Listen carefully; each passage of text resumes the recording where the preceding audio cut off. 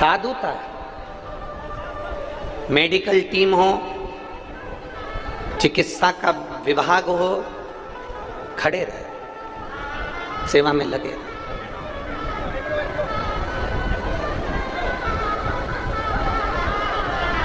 और आपने जो सेवा करी है ना, ये सेवा खाली नहीं जाएगी।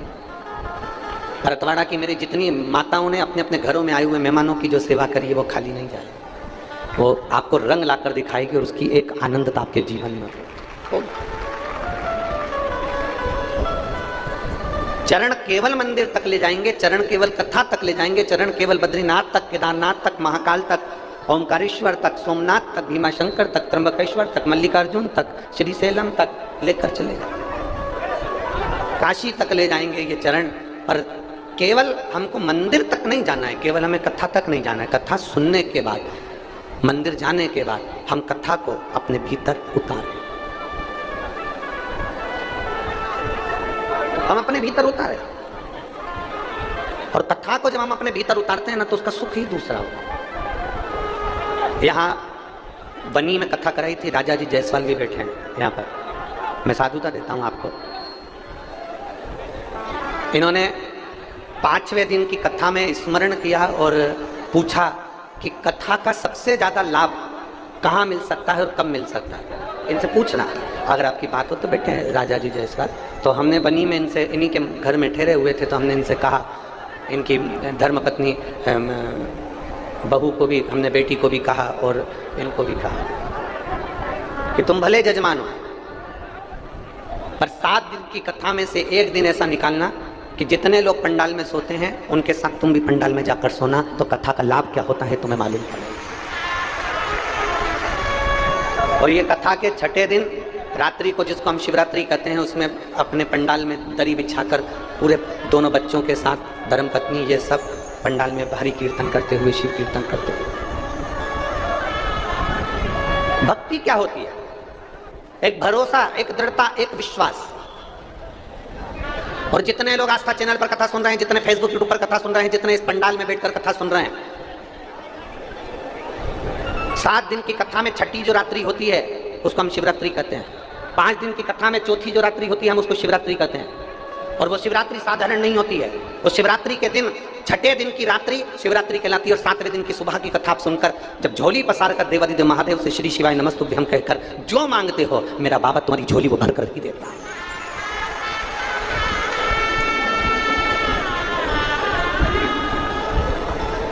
एक विश्वास के साथ शिव की भजन करो। चरण और आचरण में अंतर हो जाता है। चरण केवल मंदिर तक लेकर जाएंगे, चरण केवल कथा तक लेकर जाएंगे, चरण केवल तीर्थ तक लेकर जाएंगे, पर हमारा आचरण, हमारा जो आचरण है, हमारा जो व्यवहार है, हमारा जो स्वरूप है, हमारी जो भाव है, वो हमको परमात्मा तक लेकर चले जाते हैं। वो हमें शिव तक लेकर, शंकर। हमारे आचरण हमको श्रेष्ठता की ओर लेकर। चरण का काम केवल आपको मंजिल तक पहुंचाना है, पर आचरण का काम आपको श्रेष्ठ बनाने का काम करता है।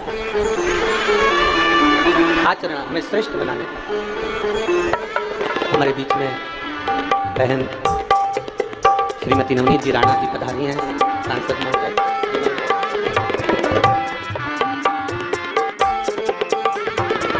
देरी नहीं लगेगी, ये बात हमने कथा में कही। किसने सुनी थी? सुनी थी ना। 5 कार सुधर जाएं तो मेरे राष्ट्र को सुधरने में देरी नहीं लगेगी, हमने कथा में कहा था। सबसे पहले नंबर पर आता है कलाकार, जो नई नई फिल्मों का निर्माण करते हैं, बेटियों को आड़े टेढ़े वस्त्र पहनाते हैं, घर को टूटना बताते हैं, एक व्यक्ति की शादी 4 बार बता देते हैं, हमारे सनातन धर्म की बेटियों को दूसरे धर्म के बेटों से विवाह करना बता देते हैं। शिव महापुराण कहती है 5 कार सुधर जाएं तो राष्ट्र सुधर जाएगा। पहले नंबर पर है कलाकार, जो नाटक और फिल्मों का निर्माण करते हैं। अगर वो सही नाटक और सही फिल्म का निर्माण करें तो मेरे राष्ट्र को सुधरने में देरी नहीं लगेगी।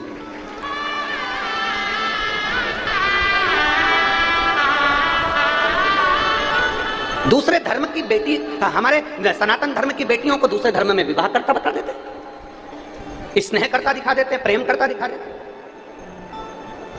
कभी सनातन धर्म छोड़कर दूसरे धर्म की बेटी को भी तो दिखाओ कि हमारे धर्म के बेटे से विवाह करे। अभी वो भी तो सिद्ध करो। 5 कार सुधरना जरूरी है, मेरा राष्ट्र सुधर जाएगा। पहले नंबर पर है कलाकार, दूसरे नंबर पर है नीतिकार। राष्ट्र के राजनेता जितनी बात करते हैं उतनी बात पर अमल रहें, तो राजनेता सुधर जाएं तो राष्ट्र को सुधरने में देरी नहीं लगेगी। पहले नंबर पर है कलाकार, दूसरे नंबर पर है, जम के बोलो जरा, नीतिकार, तीसरे नंबर पर है पत्रकार। राष्ट्र के जितने पत्रकार अपनी कलम से सत्यता को लिखना चालू कर दे तो मेरा संकल्प तो सत्यम शिवम और सुंदरम है।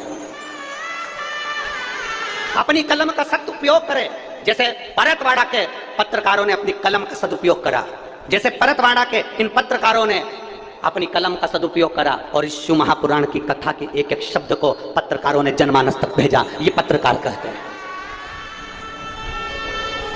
परतवाड़ा के एक एक पत्रकार ने, चाहे वो कोई नाश्ता करा रहा है उसका वर्णन किया अपनी अखबारों में, अपनी न्यूज में, अपनी सोशल मीडिया में। कोई पानी पिला रहा है, पत्रकारों ने, परतवाड़ा के पत्रकारों ने उसका वर्णन किया कि देखो लोगों ने पानी पिलाया। परतवाड़ा के पत्रकारों ने, मीडिया वालों ने ये दिखाया कि हमारा परतवाड़ा, हमारा क्षेत्र, हमारा विदर्भ कोई साधारण नहीं है, यहाँ की रुक्मणी कोई साधारण नहीं थी। यहाँ परतवाड़ा के लोगों ने पलक पावड़े बिछाकर दिखा दिया कि हमारा परतवाड़ा किसी से कम नहीं। एक छोटी सी तहसील है, छोटी सी जगह, छोटा सा खेड़ा है, और उसने दिखाया। और इसमें सबसे ज्यादा प्रधानता रही पत्रकारों की और सोशल मीडिया। पहले नंबर पर जम के बोलो कलाकार, दूसरे नंबर पर नीतिकार, तीसरे नंबर पर पत्रकार, चौथे नंबर पर सलाहकार। अगर आपके सलाहकार अच्छे हैं तो राष्ट्र सुधरने में देरी नहीं लगेगी। पर आपको सलाह देने वाले ऐसे मिलते हैं कि आपकी जिंदगी को नरक बना देते हैं।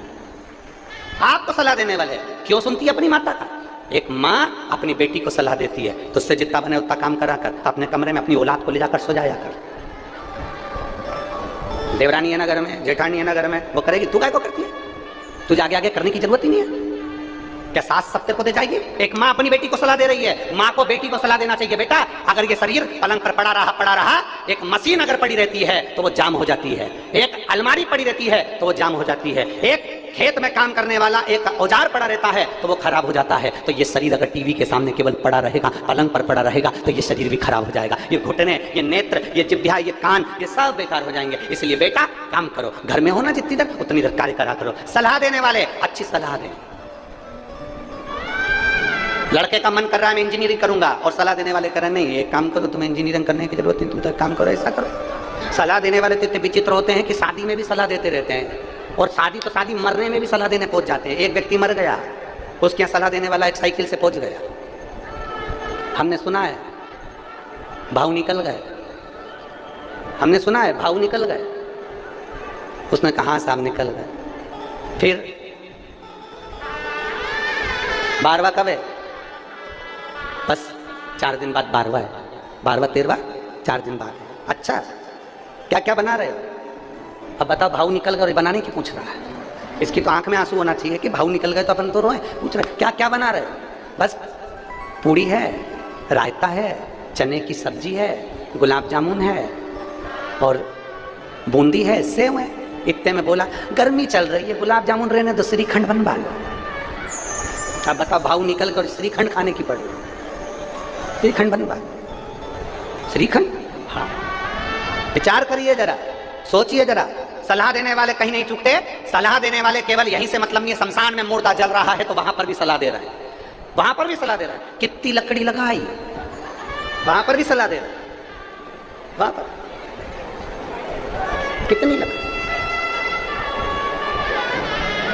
कितनी लकड़ी लगाई, वहां पर भी सलाह दे रहे हैं। और फिर आग नहीं लग रही, लकड़ी नहीं जल रही तो वहां पर भी सलाह देना, थोड़ा सा घी ज्यादा लाना था, डालो नीचे से, और डालिए, और दो, सलाह दो। महाराज शिव महापुराण की कथा करती है। पहले नंबर पर बोलते जाओ, जम के बोलो, जम के आपकी आवाज हमारे तक पहुंचना चाहिए। कलाकार दूसरे, नीतिकार तीसरे, पत्रकार चौथे, सलाहकार। सलाह देने वाले अगर सही होंगे तो हमारी जिंदगी भी सही होगी। और पूरी दुनिया पड़ी है खूब क्रोध करो। शिव महापुराण की कथा तो यहाँ तक कहती है कि इस पंडाल के अंदर, शिव महापुराण की कथा के अंदर, शंकर के शिवालय के अंदर, शंकर के 12 ज्योतिर्लिंग में कहीं दर्शन करने जाओ, शिव महापुराण की कथा सुनने के लिए जाओ, आपकी जगह पर कोई दूसरा भी बैठ गया है तो आप उधर से खसक कर बैठ जाओ, पर अपने मुंह से अपशब्द मत कहना, एक बार भी आड़ा टेढ़ा ना करो, ठीक है? आप बैठ गए, कोई बात नहीं, बैठो। शिव है ना, आप में भी शंकर है, हम में भी शंकर है, शंकर कथा सुन रहा है, बैठो, विराज। थोड़ा तपन, थोड़ा संघर्ष, थोड़ा कष्ट जिंदगी में आता है और बहुत कुछ सिखा कर जाता है। एक कुमार ने बहुत सारे मटके बनाए। मटका बोलते हो, हंडा बोलते हो कि मटकी बोलते हो, क्या बोलते हो इधर? मटका, मिट्टी का मटका, समझ जाओगे ना? एक कुम्हार ने मटके बनाए, बहुत सारे पानी के मटके बनाए और बहुत सारे पानी के हंडे, बहुत सारी गगरी पानी की गगरे हंडे बनाए।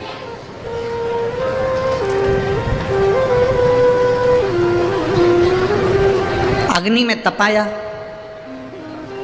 जैसे ही अग्नि में तपाने के लिए मटकों को लेकर चला, उसमें से एक मटका छुप गया। क्यों छुपा? क्योंकि अग्नि की तपन उसको तपाएगी तो उसको कष्ट होगा। मुझे इतना कष्ट नहीं सहना, मैं इतना कष्ट नहीं सह सकता, मैं इस अग्नि की तपन को, मैं इतनी ज्वाला को, इतनी आगी को मैं सह नहीं सकता, इसलिए वो मटका छुप गया। वो मटका छुप गया। अब सारे मटके अग्नि में तप रहे हैं और वो अकेला मटका छुपकर दुबक कर बैठ गया, मैं नहीं जलूंगा, ये जल जाएंगे। खूब हंस रहा है वो मटका, खूब हंसा। क्यों हंस रहा था? क्योंकि वो जल रहे थे, वो तप रहे थे, वो काले हो रहे थे, उनका शरीर काला पड़ रहा था, उनमें आग लग रही थी, और जो छुप कर बैठा था वो मुस्कुरा रहा था, वो हंस रहा था, वो प्रसन्न हो रहा था। वो हंस रहा है, वो प्रसन्न हो रहा है। सारे मटके तप रहे हैं, सारे मटके अग्नि में है, सारे मटके काले हो रहे हैं, तप रहे हैं, अग्नि में पड़े हुए हैं, और एक मटका छुप कर बैठा है, खूब हंस रहा है, खूब प्रसन्न हो रहा है कि मैं बच गया।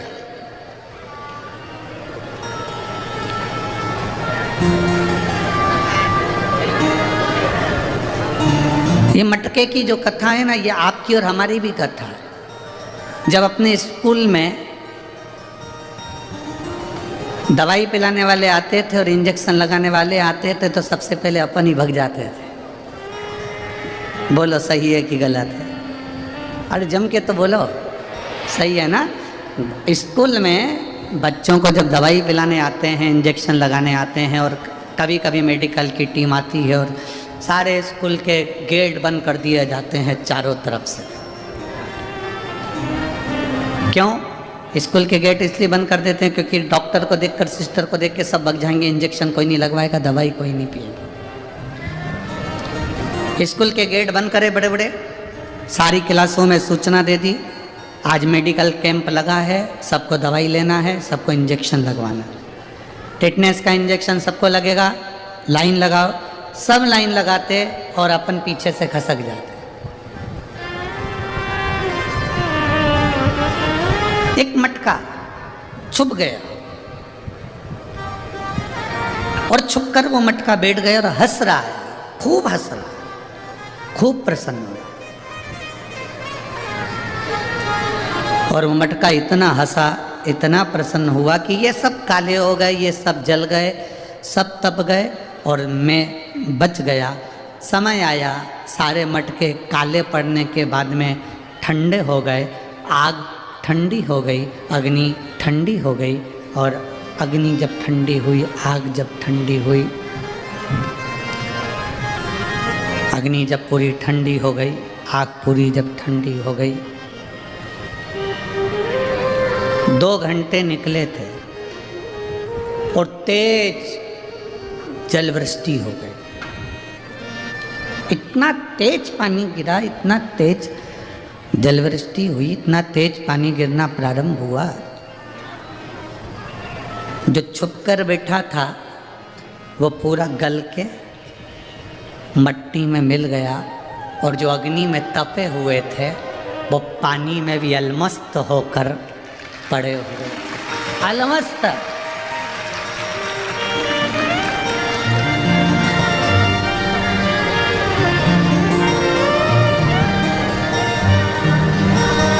ये कथा शिव महापुराण की ये हमको बताती है कि जब संसार में थोड़ा दुख आता है, हमें कष्ट मिलता है, हमें तकलीफ आती है, हमें दुख आता है, हमें कष्ट आता है, हमारे जीवन में जब तकलीफ़ें बढ़ती है, हमारे जीवन में जब कष्ट बढ़ता है, हमारे जीवन में जब दुख बढ़ता है, तो ये हमको तपाने के लिए आता है कि तुम अच्छे मजबूत हो जाओ।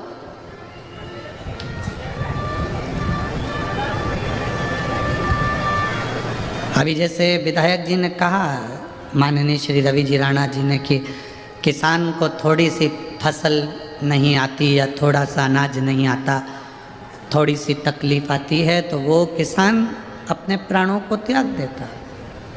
क्यों? किस लिए? तप रहे हो, खूब तपो, छुप मत जाना उस मटके के जैसे। मटके के जैसे अगर छुप गए, जम के जलवृष्टि हो गई, जम के पानी आ गया तो गल जाओगे। जो तप गया, दुख आया, तकलीफ आई, कष्ट आया, रोग आया, बीमारी आई, तकलीफें आई, और जिसने उस तपन को झेल लिया, जिसने उस कष्ट को झेल लिया, फिर वो कभी टूट कर जमीन पर नहीं गिरा, वो जमीन की मिट्टी में नहीं मिला, वो मजबूत रहा है और उसमें पानी भी भरा। कोई ने गाली दी ना, आपको मजबूत कर रहा है। कोई ने अपशब्द कहा ना, आपको मजबूत कर रहा है। कोई आड़ा टेढ़ा बोला ना, आपको मजबूत कर रहा है।